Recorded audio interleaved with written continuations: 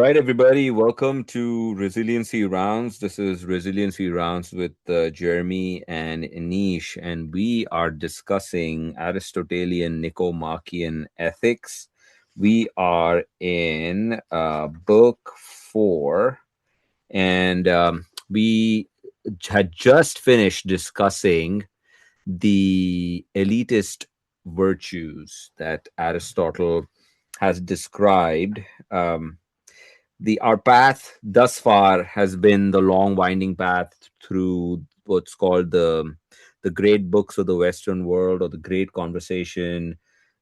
We've started with the Platonic works and made our way through the Republic, and now we are discussing Aristotelian works. Aristotle is a pupil of Plato who broke away from the academia, or Plato's university, and went on his own way, and obviously in his own right is a great man who was a mentor to other great men who went on to achieve great things, the most famous of them being Alexander the Great. And what Aristotle did was he was trying to teach these men on how to be good rulers. That means build a philosophical republic inside of them, and build the same kind of a republic around them.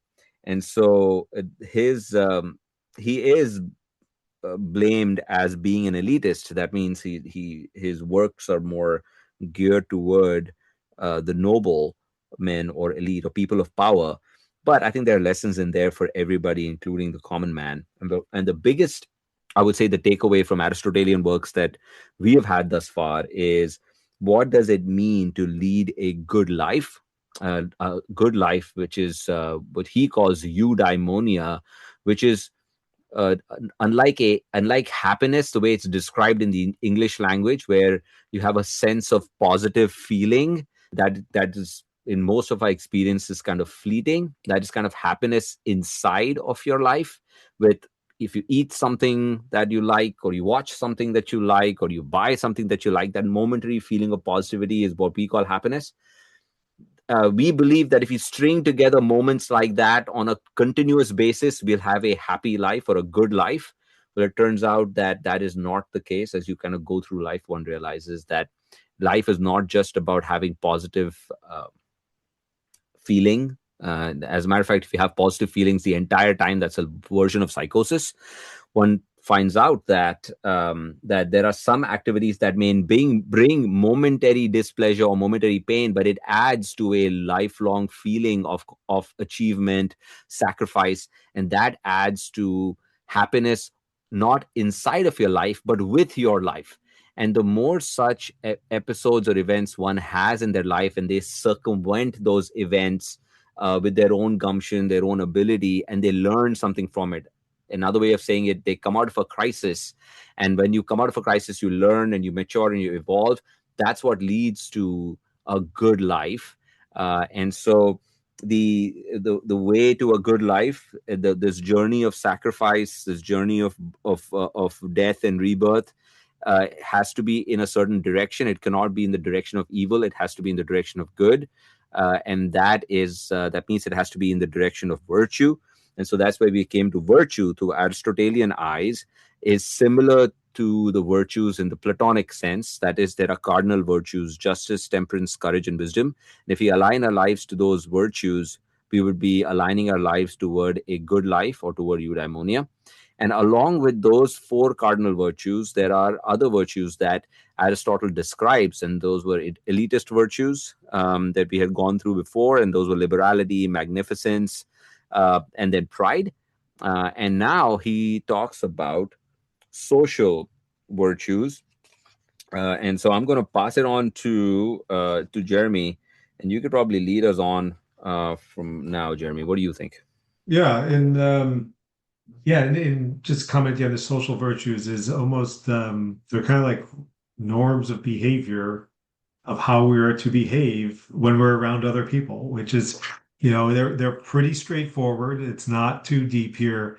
I mean, the first one is really like good temper. It's the mean in anger, and his he's suggesting that the virtuous person does get angry They get angry at the right things, toward the right people, in the right measure of how angry you are, and for the right amount of time. And it's not something you hold a grudge and you're angry at them for the rest of your life. It's all right, they've done something, you're angry, you're upset, you share that, you behave in a certain way, and then you get over it at a certain point. Now, the excess of anger is irascibility, Mm-hmm. right? That's quick, disproportionate, or lingering anger, is how I was describing it, or how he describes it. Um, and the deficiency here in anger is spinelessness. How would you, what word would you use for that? And what word did he use? Yeah, irascible is another way of looking at it. Yeah. Go ahead. Good. Yeah. Yeah. Great word. And that's really, the opposite. It's like failing to get angry when anger is appropriate and just. Um, I the person who never gets angry here at injustice, um, is not praiseworthy, That's correct. right? That's what Aristotle is saying. It's interesting. I actually went through my life. I don't get angry often. But it might, Uh-huh. and so I question myself here of, well, is that in that irascibility, or is that how I live my life? And that it's not necessarily like there aren't a lot of things that just make me angry, or that, right? Maybe it is that I have a balance there, and that when someone deserves me to be angry at them, I am. But it's just rare that it happens. Does that make sense? That's Yes, it makes a lot of sense. As a matter of fact, Aristotle would say that most people who have good temper would be thought of as being irascible. The difference is, as first of all, the opposite of good temper is in fact irascibility. That's the true opposite. Most people fall under the irascible spectrum, right. more likely to get angry at things that should not make them angry. Irascibility is not common. It is kind of against a lot of pride and ego, where if someone is insulted or their family is insulted or worse, they still do not get angry. It's very rare to have a person like Yeah. that. Yeah. A good tempered person who sits in the middle of this, is somebody who gets angry for the right reason. And this is again the Aristotelian good temper, for the right reason, at the right time, for the right amount, for at the right person. And Uh, if you ask him what is the right time and right amount, well, that it's a time when a wise person would get angry. So it goes in a circle again. Like this is the uh-huh. Aristotelian circle. Uh, but we all know, in a sense, what that means. So he is a man who is angry at the right things and with the right people, as he ought, when he ought, and as long as he ought, is praised as a good tempered man, is what Aristotle says. Another way to look at this is, one is angry, but we've all had at some point, I don't know, I mean, my experience has been, there's this blinding anger that one loses rationality. And that blinding anger is irascibility. We've all had it at some point. Mhm. One can, if one has that blinding anger, that there is no thought, action, reflection, action. This is that person standing in line and they get pushed by somebody from behind them and they just turn back and start flailing at them. This is that blinding anger. But if one gets pushed, one is irritated, there's this flash, and then they sit and think, okay, let me turn around and see what this is about. And they turn around and see it's an old person who just stumbled and bumped into them. They may still be irritated that that happened, but they're not going to flail at this person. They're going to probably pick them up, and that anger dissipates, and Hmm. they're not holding on to this vengefulness, and I'm going to trip this old person when I step out, or and they are willing to make allowances. Oh, this was an old person who bumped into me. This is absolutely expected. How can I be? As a matter of fact, you might feel um shame that, my gosh, how can I get angry at something like this, not realizing that that's not a emotion that you control. Right. But that wasn't blinding rage, right? So the good Yeah. tempered man is not vengeful. He gets angry, but is not vengeful and makes allowances. Right. You see? What Yes, do you think that's about great. that? Yeah, I like it. I actually think like the blinding rage is I saw red, right? Yeah. Everything went red. Right. The I think it's the, I don't know, a Viking show, or it's probably like How to Train Your Dragon or something, where they talk about going berserker. And Yeah. like that's the I saw red, and you just lose it. And Maybe it's lose it. and I mean, in modern day examples of the irascibility is road rage, Absolutely. right? I mean, it's quick, it's disproportionate, and it leads to bad decisions, bad behavior, Great example. aggressive, actions, and can lead to dangerous things because of it's so disproportionate.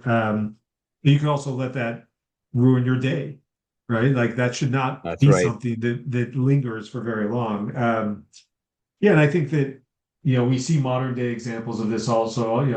The manager who yells and explodes when there are simple mistakes made, versus a manager who is reprimanding an employee who's doing something that they shouldn't be, like their behavior is in fact misconduct, and and the manager reprimands them for it, tells them that, gives them the feedback, and then moves on, right? That's right. Great examples. I would say that even when it comes to this irascible person, irascibility is also of certain forms. There are those who are, what he describes them as two major forms. One is those who are hot tempered, and those who are bad tempered. And if we look at our lives, we may find ourselves in some of these places, and we know people who are in these places, or in the spectrum. I shouldn't call it a place, maybe it's a state. um, and so the hot tempered get angry quickly, and usually with the wrong persons at the wrong things, and but their anger dissipates very quickly. Mhm. So we see this quite a bit. Actually, hot tempered folks are actually very easy to forgive, because the minute their anger goes away, there is no, it doesn't linger, it goes away, and they don't hold, they're not vengeful. Mhm. Like hot Right. tempered people, they are quick to anger, but they somehow they know that they shouldn't have done that. They back away easily, and those people are the, of all the angry people that I know, those are the best ones. Right. Yeah. Because they don't hold a grudge. It's annoying. You rather not do that, because you're still getting angry at the wrong people at the wrong time and stuff like that. But it dissipates quickly, right? Yeah. Yeah. um there are of those people, there are those who are choleric ones get really angry at the slightest things, very quick tempered, right? It's like meteoric anger. Like you can be hot tempered and not say anything, and just get angry, get away from the situation. Or you can be choleric and really get red in the face, like a cartoonish anger, which dissipates Uh, very quickly. But the ones that are really hard to deal with are sulky people. mm, So these are people who are hot tempered.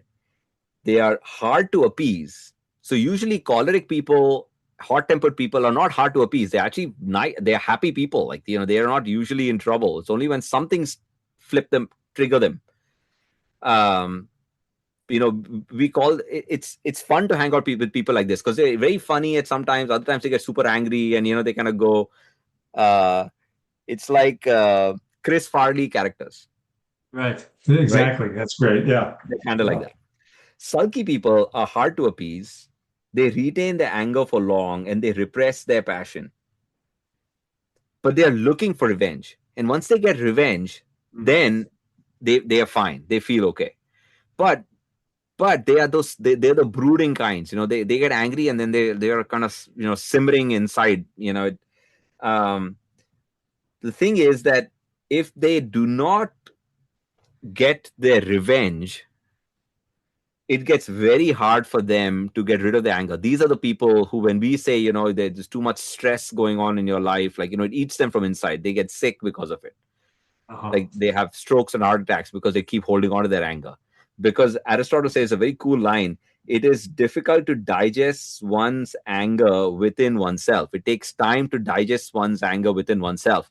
The choleric person and the hot tempered person, they digest anger like that. The sulky person just simmers. I'll tell you, I know what that feels like. I used to hold on to anger for so long. I used to that was my personality. Like it has changed. And I've come, I hope I've changed. I don't know. Now I don't hold on to it. So much better. Like your mind is so much right. I used to hold on to it for weeks, man. Oh, It's wow. crazy.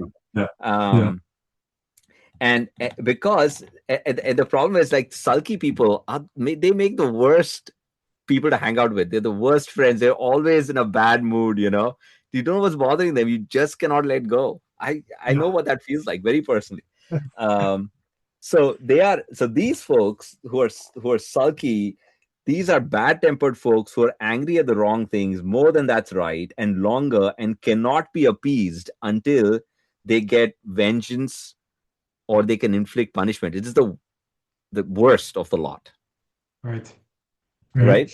right? You don't want your leaders or anybody in your organization at a position of power to be this sulky character. You can have choleric people throw things at you and stuff. Even that is terrible. You'd rather have a good Right. tempered person Right. who is neither vengeful and doesn't and makes allowances. So another way to look at it is good temper also depends upon particular facts, like what is going on in that situation. Should you have been angry at that? Was that an insult really? Like, so give an example, right? The example that you gave is fantastic. You're driving, you get cut off with somebody by somebody, right? Mhm. Now is that a reason to get angry? Sure. I mean, really angry? No, it depends upon the situation, right? Right. It really Right. does. Like when you're driving, if you were driving on the exit lane and you didn't move away and someone has to kind of merge into the exit in front of you or whatever, like there are particulars to this, right? If you were distracted, if you were on your phone and you were distracted or you were texting while driving and someone now has to come in, this person's been trying to get into your lane for the longest time or whatever. So I think there are particulars to this. I think knowing the particulars is important because Mhm. there's a version where you get cut, someone cuts you in front of you and you don't say anything and you're like, yeah, fine. There's another version of you when someone cuts in front of you and you're mad. You're like, what the heck, man? Yeah. You know? Yeah. Yeah. Well, yeah, I find that look, if you practice some of these virtues too, you would not be angry in a lot of these situations because it doesn't warrant that. And Yeah. I mean, I know of a guy who, back in the days when I lived in DC and we're always on the 66 in traffic all day long, and I'm always in the left lane, the fast lane, just driving and frustrated and angry. And he was old, older and wiser, right? He went into the far right lane. He put his car in cruise control at 55, never got angry, was never in a hurry, always got to the same place just as fast as I did. And people weren't cutting him up, but people might be frustrated with him because he's going the speed limit, but he just lived his life going 55. And so when you think about like those comparisons, like I'm at fault for being angry. It's me. This is my problem, right? So yeah, no. This is, by the way, this is a funny quote that you may or may not get. Depending, this is a movie quote. but when you described sulky, this is what came to me.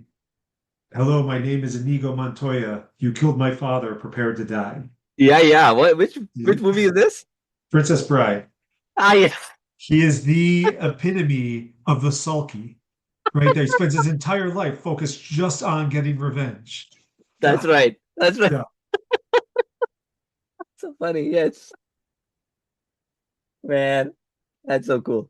But but you see, this makes sense. Like when you break it down like that, not all bad tempered people or not all hot tempered people are bad tempered people. And I think it's a pretty good it's a pretty good breakdown of what that could be like. Um, yeah. Obviously, the person who doesn't get angry at any situation, right? No matter how it, look, there is a version of this where you could be so detached and understand that really there is no insult and you can have that elevated sense, but that person is somebody who has the philosophical constitution inside of them. This is like a Socratic individual Right, who's drinking hemlock but is not angry the at the people who put him in that situation. right. So can you get there? Can you forgive your enemies and not be angry no matter what they have done?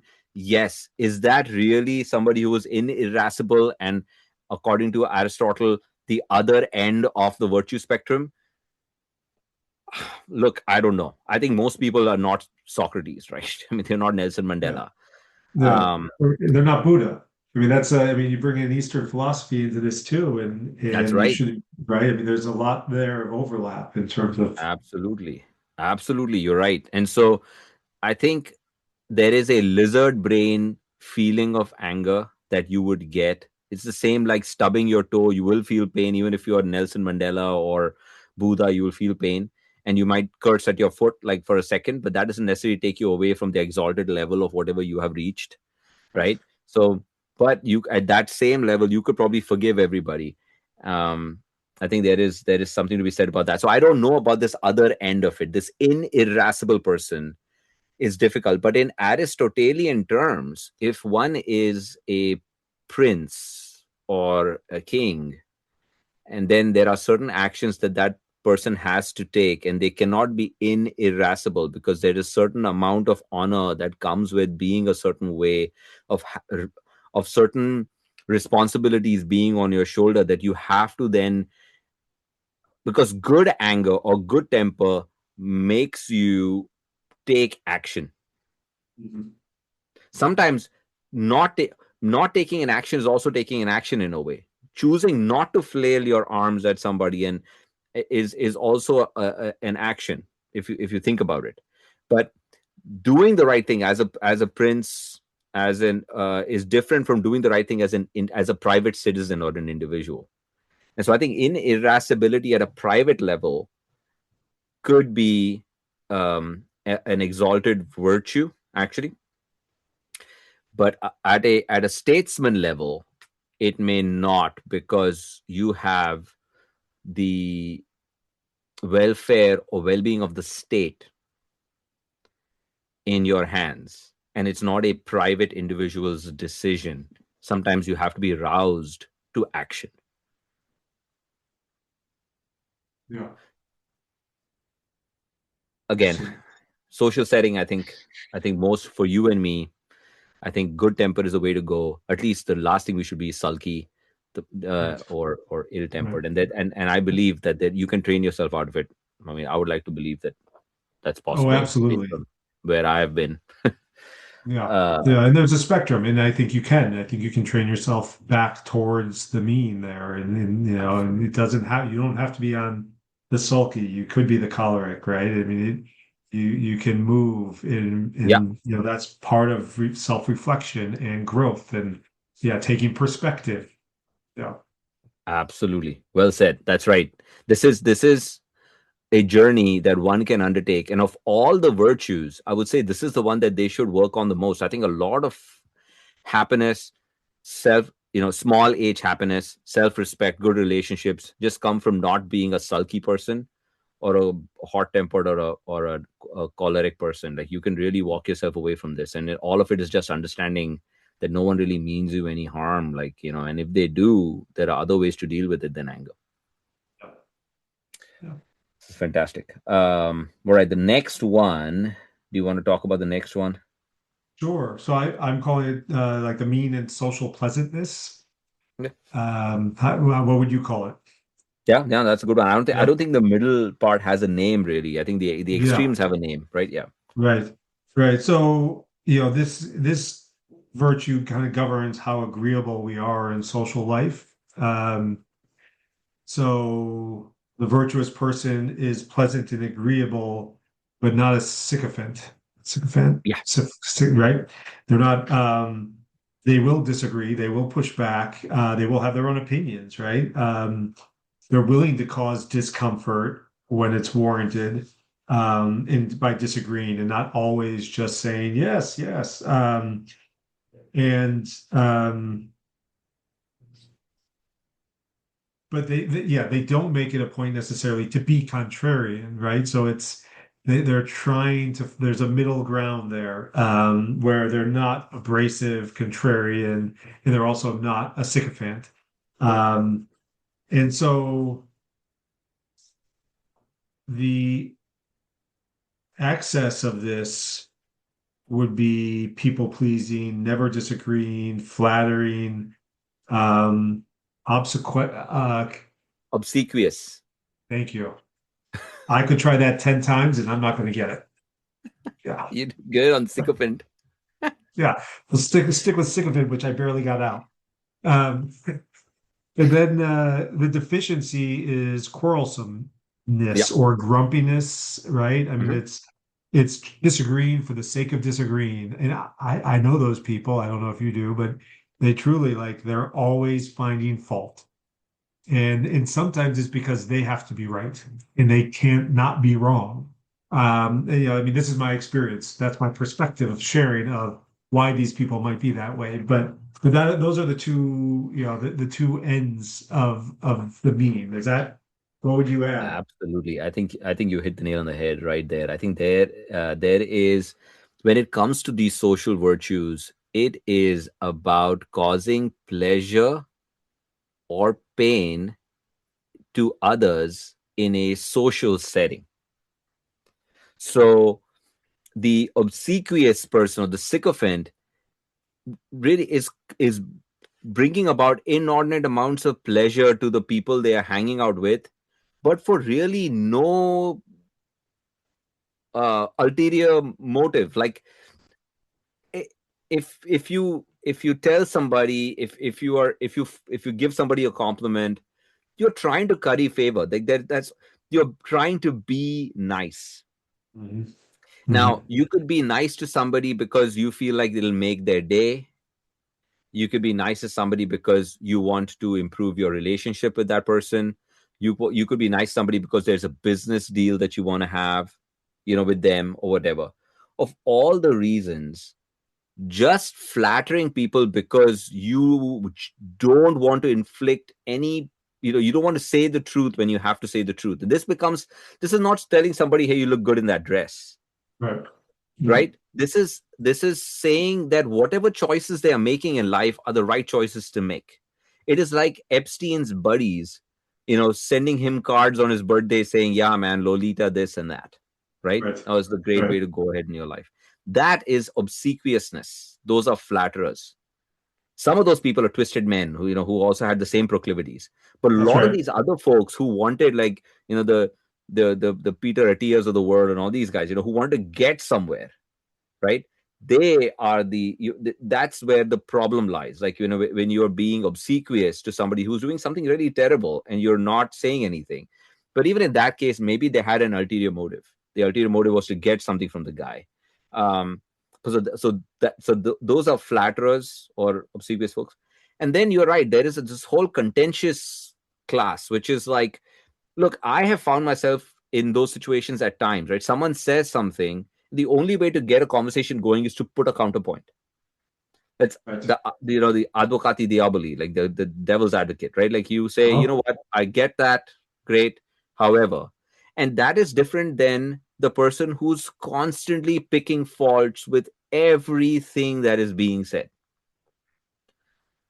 they can't accept it. It's not like they're holding on to a position. It's not like you're for gun rights or against gun rights. It is basically you're just against everybody in the world. That's a difficult person to kind of hang out with. The person in the Right. middle is the person who chooses, who rightly, they'll make the right choice about when to bring about pleasure, or when to compliment somebody, or when to um commend them for certain actions, and similarly will also rightly know when to cause pain, when to push forward, when to push against, make the right argument against. And that I think therein lies, like, you have to stand somewhere, Yes. right, in this equation. Like, even somebody who is very diplomatic, I've seen people like that who will never say anything bad about anybody, and those people are actually well liked, by the way. The Right. obsequious Right. person is well liked by everybody, Mhm. but you know that this obsequious person, everybody says the same thing, man, like, this person probably has no spine, Right. right? Like, social virtues come down to kind of this honor thing. um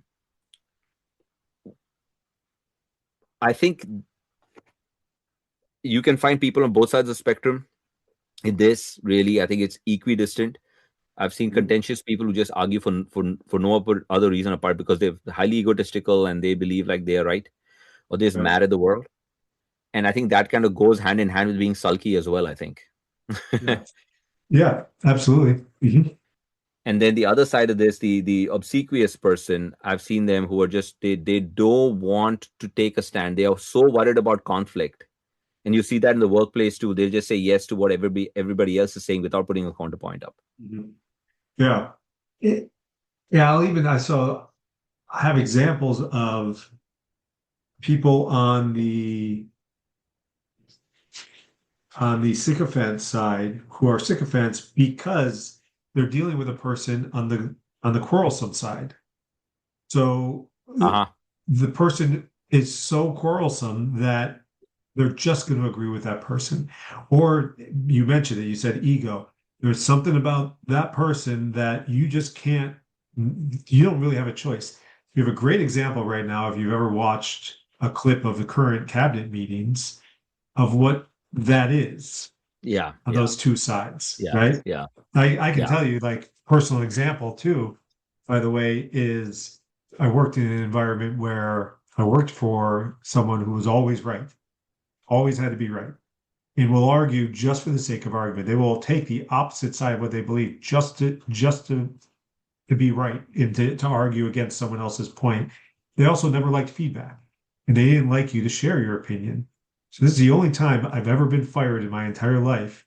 It's because I started sharing my opinion of saying, of basically calling it out and saying, well, this is this is how you see it, but this is actually what's happening. And doing that in front of other people, not a good move on my part. Yeah, Yeah. And that's yeah. okay. It's not an Yeah, environment you want to be in anyways. But no, yeah. no, because the opposite end of this, see, that's where it comes down to, right? Like, virtue is a choice. It is voluntary action. One day you wake up and you say, "Do I'm knowingly doing this," and I know, if you are in the situation and you didn't know that these things exist, that there is a choice. It's not, you don't have will or power to do it. Mhm. Mhm. That's a different situation. But once you Right. have will and you have power and you have knowledge of the particulars, and you choose to be obsequious, you cannot say that you're walking on the path of eudaimonia. As a matter of fact, this is a great example of what we were saying before.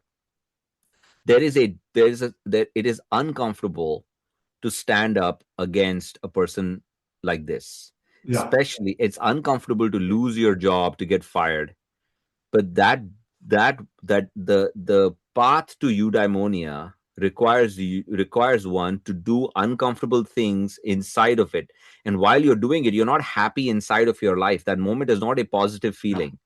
But Yeah. later on, when you look back on it, it gives you an immense sense of self-respect. You learned something from that. And now when you read a chapter like this in the Nicomachean Ethics, you can say, you know what, I was in the middle state.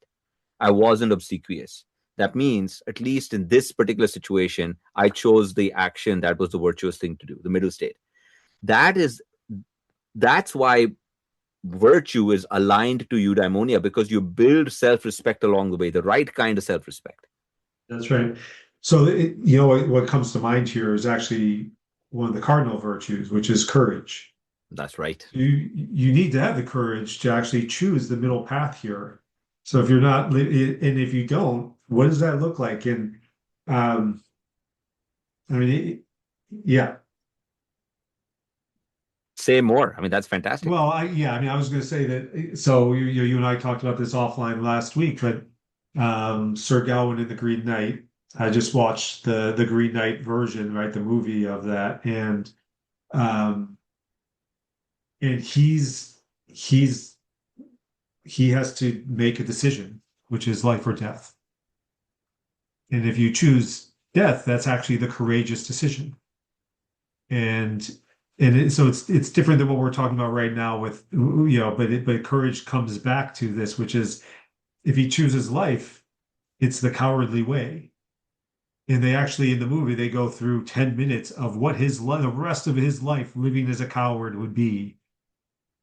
And then it comes back to does he choose I death see. or does he choose life? Yeah. And you see, life doesn't give you that opportunity, but you can do that. You can actually have a little run forward and see what that feels like. Because if you live long enough, one has chosen the momentary happiness, chosen to move away from momentary discomfort, and it has come back to stay. It stays with you. It comes back to bite you. And next time you come upon that situation, you're like, no, I know what this feels like. I'm not going to choose this. And you choose something else which is harder to do, and you respect yourself for it. You stand by your morals. But in order for you to stand by your ethics, one has to know what your ethics are. In order to know Hmm. what your ethics are, one needs to have a philosophical toolkit. One needs to understand what ethics means. Most of my life I walked around and I had no idea what this. I couldn't tell you what courage was. I can give you a definition of it. Couldn't tell you what happiness was. I couldn't tell you where self-respect came from. But now it's with these readings, I have a certain a post to which I've kind of tied myself, and I know the direction. I know what I can come back to. I know the baseline. You see, that's the toolkit. That's the whole process of kind of developing this, is to develop this kind of a toolkit. You know what it is, and I mean, we could talk about this for hours because I have another example too of like just recently where courage has never been, and just using courage as an example here, but like it's never been top of mind. I've never defined it just like you, and yet I was in a conversation last week where I'm met with a choice, and at the end of it, my answer was, I have to have the courage to do this. And if I don't, then shame on me because this is the courageous thing to do. And this is There the we right go. path to take. This is There like, we this is go. big, like life decisions here of like making a Right. decision and saying, if I don't do this, I will be a coward for the rest of my life. Like this is the time. And this is like big decisions, right? I mean, life-changing decisions. But I've never framed it that way before. But when you have this background in it, and you can bring this into, these learnings and lessons into your life, it actually makes the decisions not easier, but you're more confident in the path that you choose because you know that you're taking a path and you know whether or not it's somewhere on that mean of courageous or of temperance, or of anger. So And you cannot kid yourself anymore. that's right. That's right. Yeah, no Right. more And lying to so yourself. Yeah. you cannot lie. If you're lying to yourself. So Yeah. the it and so you're right that one needs to be courageous to you take the middle state in between obsequiousness and contentiousness. It requires Mhm. courage. But the same thing is true for all the cardinal virtues. One has to be wise in order to know one is the right time, the right place, the right moment to do this. And so these cardinal virtues, One cannot say that, oh, this person has good temper and that's why they are virtuous. No. When one has courage, temperance, justice, wisdom, they will have good temper. They will Mhm. not be obsequious. You see what Right. I mean? That is the Right. person. And one never really gets the virtues. One walks in the direction. There's always a more courageous version of you. There's always a better, good tempered version of you, essentially. Yeah. That's right. But anyway, let's go to the Yeah. next one if you don't mind. Um, Yeah, let's do it. so the next one, do you want to walk us through this one?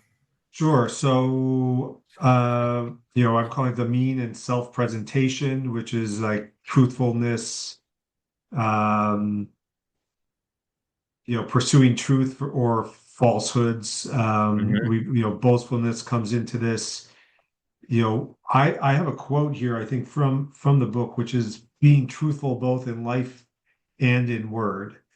Uh huh. Um, so being truthful when something is at stakes and when something isn't at stake, Uh right? huh. So um, the truthful person represents themselves honestly, neither boasting nor falsely, nor false modestly understanding their qualities, right? So it's, in knowing their own self too. So um, boastfulness could be claiming more than you have, or claiming more than you are, like lying in a job interview. I think that's a great one. What's Yeah. on your resume? Did you really do that? Right. And then, so the boastfulness is the excess of this, and the deficiency of this is self-deprivation, which is understating yourself, especially like for social effect, right? So putting yourself down and in front of others, or just really not giving yourself the credit when credit's due in different scenarios. Um, what would you add to that? I mean, this one. There's a little bit of a difference between speaking the truth Mhm. about things in general, being like an honest person, Right. um, and being truthful about your achievements. I think this is more in the truthful about achievements category. And Correct. Yeah. right, and the example that you gave about the CV is a great example. The other one, I see this all the time. Okay, and um, it comes in two forms. I've seen both forms. I find myself more and more in the latter one, the form that is kind of what's called mock modest. That means one has achieved but is unwilling to state that they have achieved. It's like understatement of actions. Now, the reason why I find myself more in that situation is because a combination of two things. One is, uh, I used to be in this situation. I'm less in it now, but I used to be. One is lack of confidence, Mhm. and the other one was propriety. I would say because society thinks and believes that understating achievement is more tasteful than overstating your achievements, Right. right? However, in certain circles, understating doesn't help you at all, like especially in startup cultures and things like that.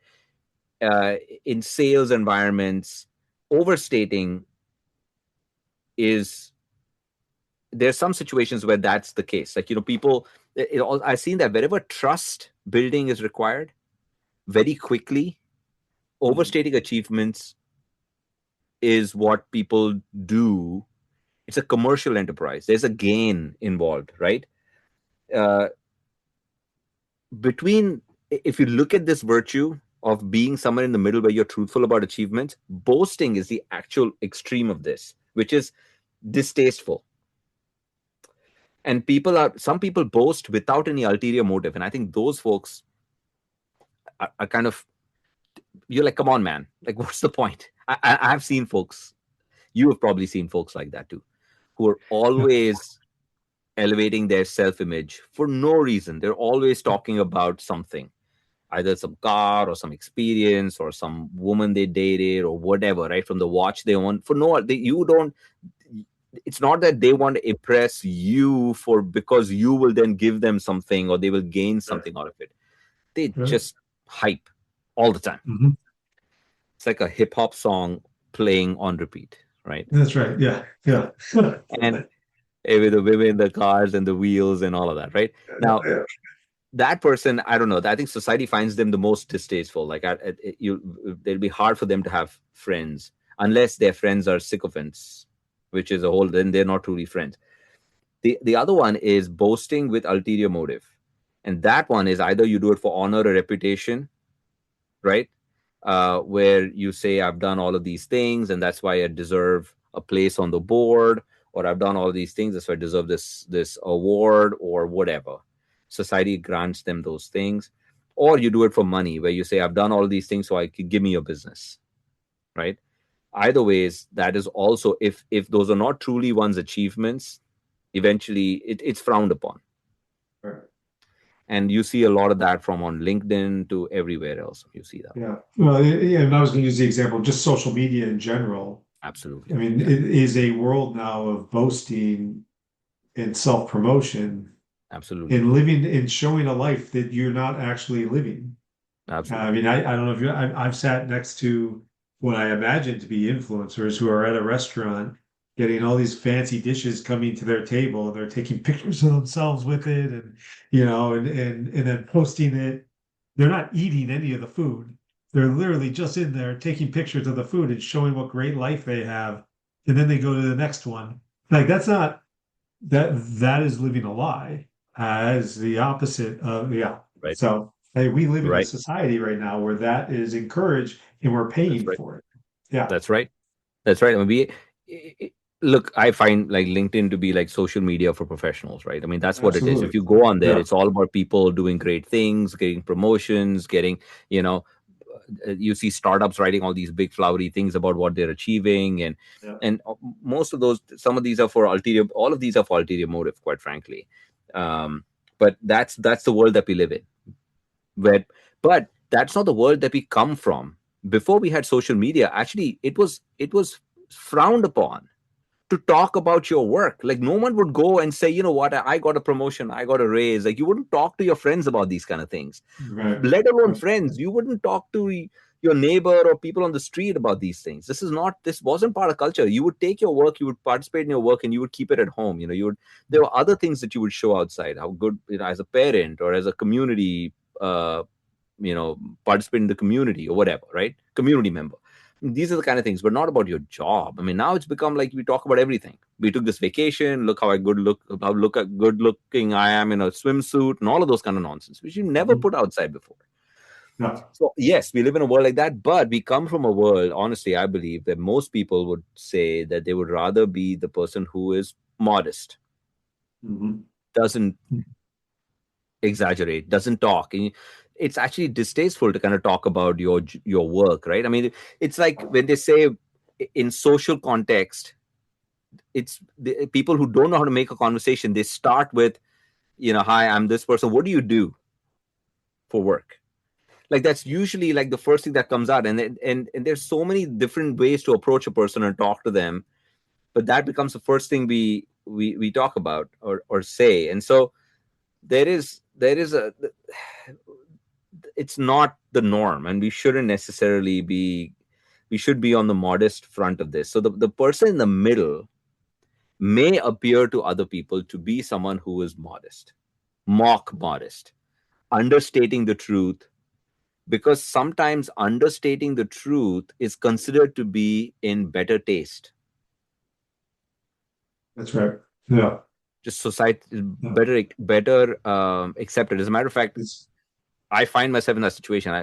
I rather not tell people what I do. Like there was a time when I stopped telling people that I was a that I'm a cardiologist, because it's now someone I had people who challenged me on that and said, why are you being modest? You're being mock modest, because it is in fact something that you are, and you've achieved that through life and you've gotten here. But my explanation for that was that it is of no consequence in a social setting that I am one. right. And there's a good chance that the person I'm talking to is not one. And it's like, if you meet an astronaut, you are in the top like 0.0001% of the world. Like everybody else will feel smaller no matter what you are, right? So it is not, it is incumbent on that person or me in a social setting not make anybody else even remotely feel Mhm. smaller, because it's of no consequence. There's no motive here for me to say that I am one. Now, obviously, if this person says, I'm having chest pain, and changes that changes the paradigm. But there's no point really. So someone could blame me for being mock modest. Maybe I was, maybe I am. I don't know. But I'd rather be on that end of the spectrum than be on the opposite end of that spectrum, be boastful. Yeah, What do you think? absolutely. Interestingly enough, my recording this morning on another podcast, it was about this exact conversation. Look It at was you, about man. Podcasting away. identity, right? And we were talking about how we are caught up with our identities being wrapped around our work. And we also got into the physical aspects of that too, that we have symptoms of we can't slow down, but it was exactly this. It's having that conversation around like we have a very difficult time in society right now, I think, my opinion, of being modest here. So you're saying you prefer not to, but I think you're an outlier. I think that most people are used to, in a world where we're all keeping up with the Joneses, starting off with, so what do you do? But I will know, I'll say this, an observation I've had recently, because I have also stopped asking people that. And I'm not being asked that either. Right. If I'm asking them a question about who they are, not Yeah. about what they do, we Yeah. have a very different conversation. Uh, And it's much more modest. And I've got two other examples. Like I was invited to go to my son's friend's house to talk to them about what I do because they just didn't understand it. And I'm like, this is going to be so freaking boring for you. I wear a lot of hats. So I'm going and I go and do this. I'm like, it was primarily for their kid who's in college majoring in business, and he wanted to know what I do. And so I was trying to explain this over 45 minutes. I'm like, this is just boring. And by the way, I don't care about what I do. So like, I'm not passionate about right. telling you about all these different things, all these different, pots that I have, or plates in the air. Um, and then the other one is just an example of modesty, I think, which is, um, so you're a doctor, you're a cardiologist, you've earned that, you go by Dr. Anish Pakala, right? So like that's but that's all doctors with MDs go by doctor. I have a PhD. I do not go by doctor.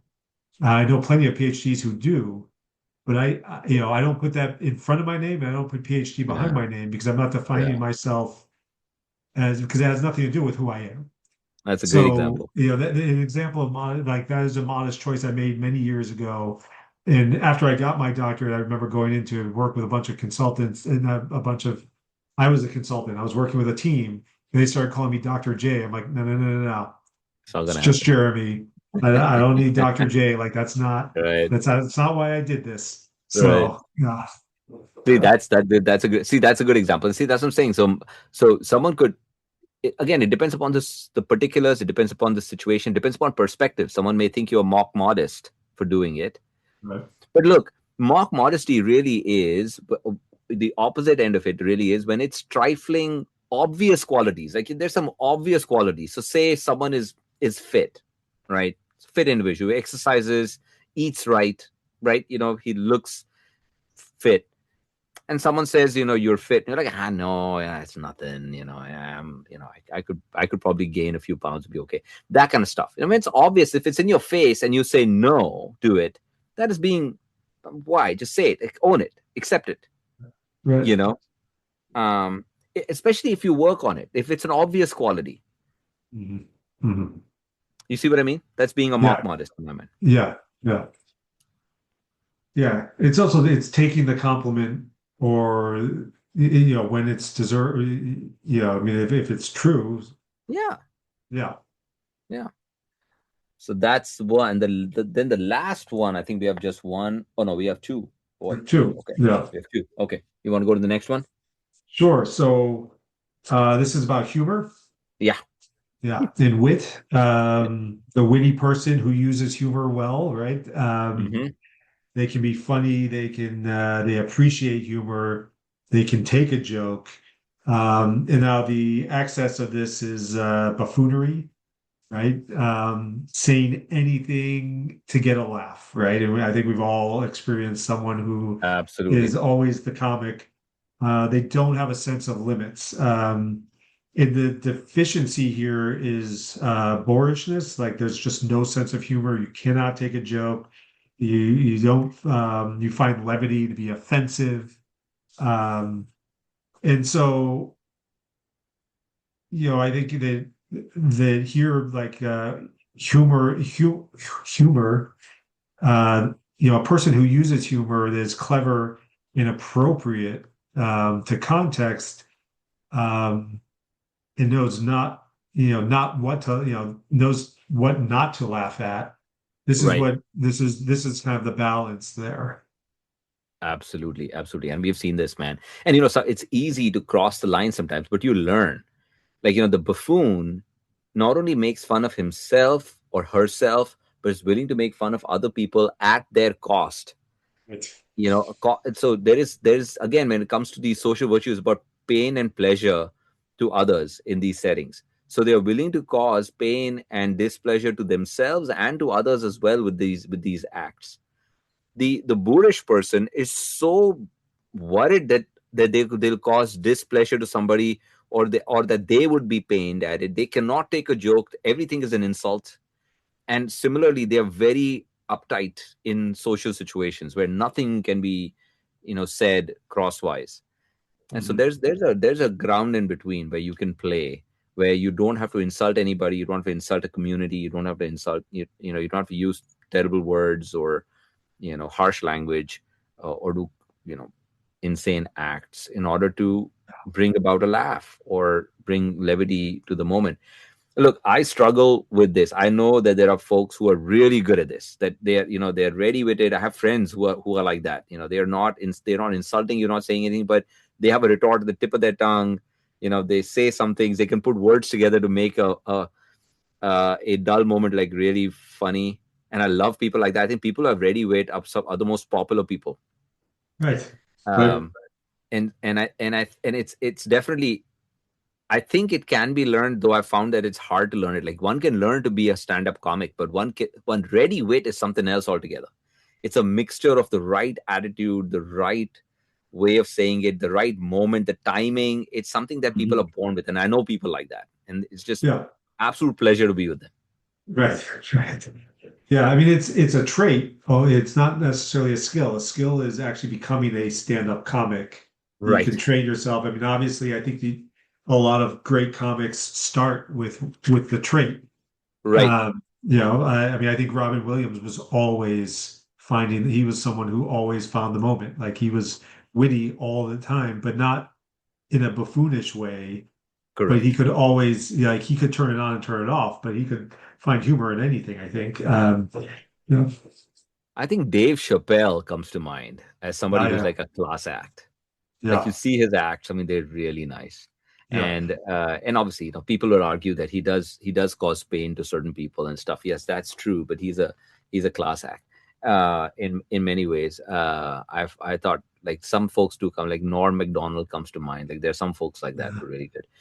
But the thing about one thing I liked about Ready Wit also is that they can take a situation that is not going their way, like people are angry, it's a tough situation, and they can make the moment light by saying something. That is something that I struggle with. I find it very hard to do.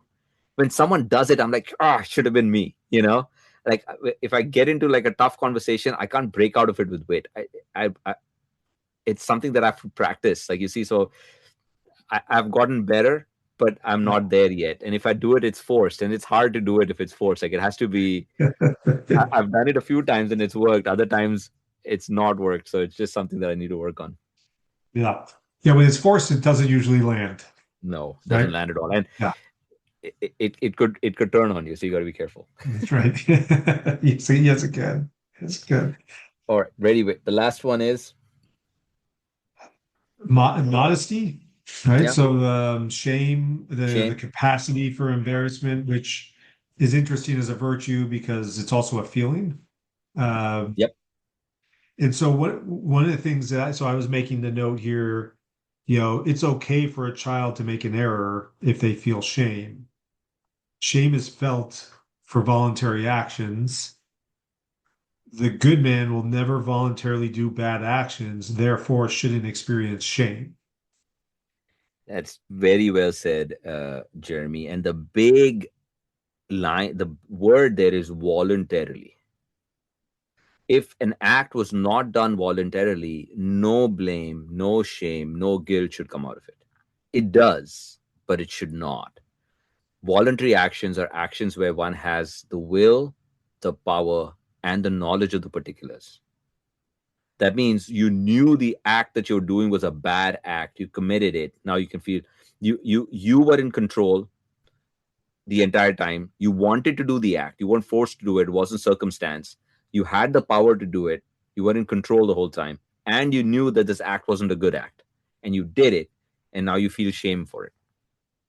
Right. That's where a lot of learning in life comes from. Shame is needed because that shame, that guilt, or whatever you call it, is the crisis. Right. A lot of times we are running away from it. Like a lot of times when people point out the thing to you, it brings this anger because the anger is not coming at the person. It just gets directed at the person who brings it out, but it's driven from what's inside because one is guilty about it. One feels bad. Right. Right. Yeah, I think that, thinking about the child who makes a mistake in error and feels shame, that is an opportunity for them to learn. So like it's okay for Right. a child to do that. And that helps steer them later so that they don't make the same mistake again. And then they know that Absolutely. they don't want to feel shame. And Absolutely. so they want to do better. Right? Absolutely. Absolutely. Yeah. And here's the thing, like, no one is born a virtuous person. One can become a virtuous person. And Right. during that journey, one is going to do bad acts. Mhm.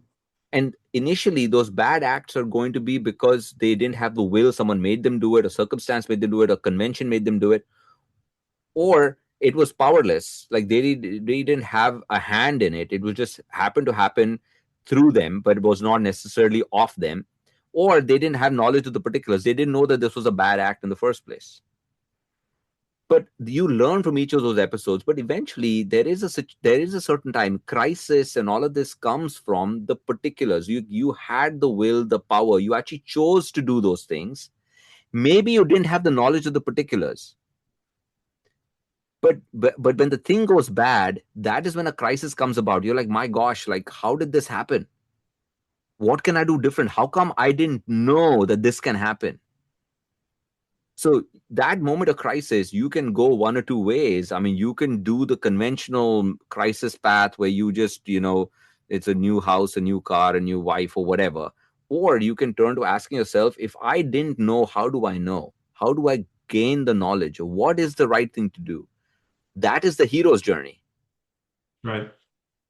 And so shame is important. But once you cross that threshold, right? Once you come out of that crisis and you are reborn as this hero, next time you come upon the same problem, you choose not to do that act. Because if you choose to do that act again, you're not a good human being. You're not a virtuous human being. You're still somebody who hasn't learned.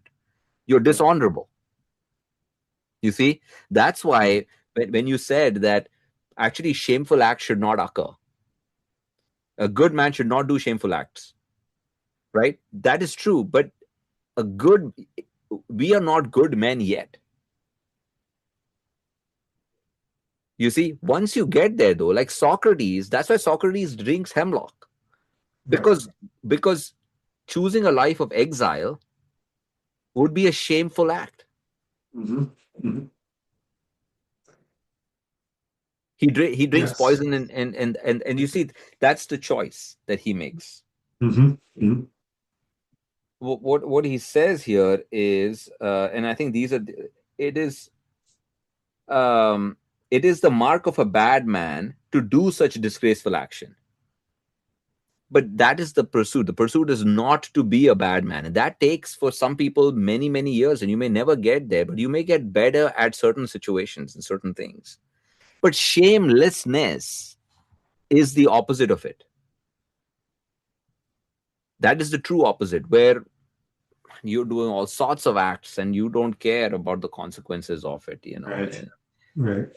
That is where I find a lot of people too who have no guilt, no shame. And I think there are people like this in the world. I think a lot of the Epstein class come to mind, like, quite Yeah, frankly, unfortunately. Right. Yeah. terrible acts. Yeah. Yeah. No, it's actually better for us to experience the shame than to have shamelessness. And because then we're learning. If you experience and feel shame, you are experiencing it. That you will do something differently next time. Right. Or I mean, or you continue to do it and continue to feel shame, or continue, or I think that some of these people with the shamelessness probably felt shame at some point, and then moved beyond and saying, well, this is, whatever it Don't is, cognitive know. dissonance, or just kind of saying, well, this is, or sociopathic, and they actually don't feel at I all. think that's probably what it is, Jeremy. I Yeah. Because see, look, there are people who feel the guilt, and you know, and you can tell there are people who feel the guilt and shame. They hold it inside of them, and they act like it doesn't bother them. Oh, it didn't bother me. That's like, you. The more confident you are on the outside, the less confident you are on the inside. Like the Right. quiet confidence, right? The one that, that's the person who's learned and scarred and has come through life, right? And so that there are people, those who truly are shameless, like they do not believe, and it's because this is a social virtue. They do not believe that they are part of society. They've unhinged from society. They're the gods. Yeah. The power, the money, the greed, all of That's right. that, living That's above right. everyone else. Yeah. Yeah. Well, all right, so we have wrapped up social virtues. I think next Yes. is going to be a heavy, heavy lift. We're going to be talking about another cardinal virtue, so the intellectual virtues, which is which is a combination of intellectual and social. So justice. Justice is the ultimate social virtue, but requires you to have some intellectual virtue along with it as well. So we'll talk about that next time. All right. I'm looking forward to it. All right, Jeremy. Thank you. Thank you.